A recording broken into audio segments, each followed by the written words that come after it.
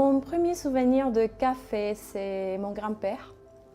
Et le matin, tous les matins, et je sentais ces arômes de cette boisson un peu magique. J'ai demandé à mon grand-père de me faire goûter un petit peu le café.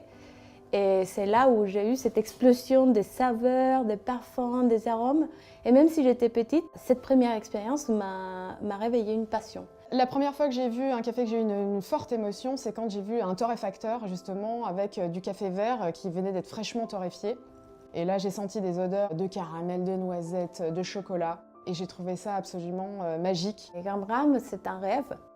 C'est un projet qui, pour nous, pour Leslie et moi, nous permet de matérialiser une passion. Pourquoi on a appelé la torréfaction Gram Gram? C'était pour faire un clin d'œil à la cuisine, justement. Il faut savoir qu'un café, c'est une recette de grammes de café, de grammes d'eau. Et surtout, gramme, ça rappelle le grain de café. Et on a démarré la torréfaction dans la maison de ma grand-mère il y a 5 ans. Donc en anglais, gram, ça veut dire la grand-mère.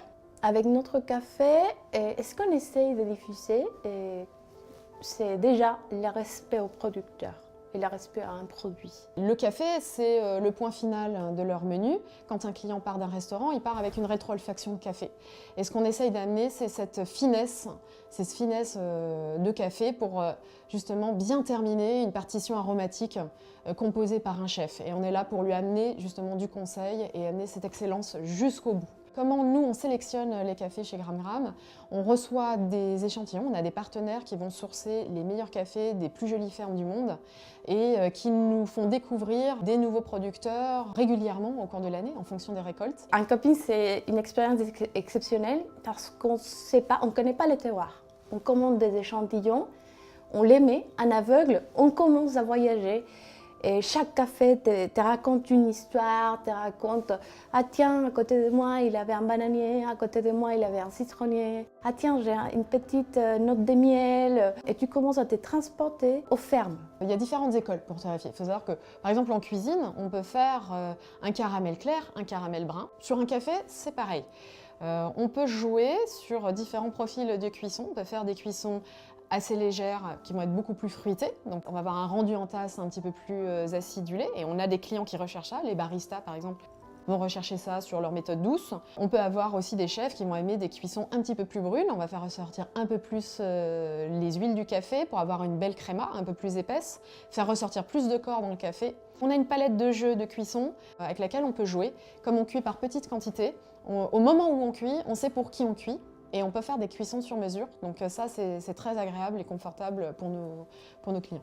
On sait qu'un café, le même café, peut s'exprimer de différentes façons, ça dépend de la cuisson, et que chaque client, soit restaurateur ou soit consommateur direct, ils essayent dans leur tasse de café, donner un petit peu de leur personnalité et de se différencier.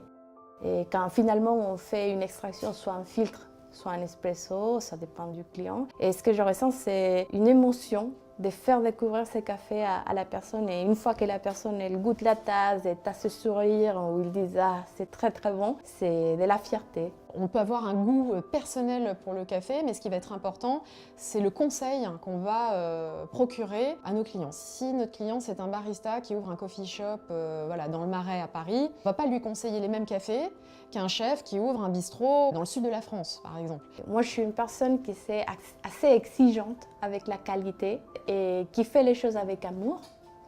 Et les valeurs chez Gram Gram, c'est ça. C'est une torréfaction, même si c'est artisanal, on essaye de donner une qualité, une très haute qualité à nos clients et aussi transmettre cet amour pour le café.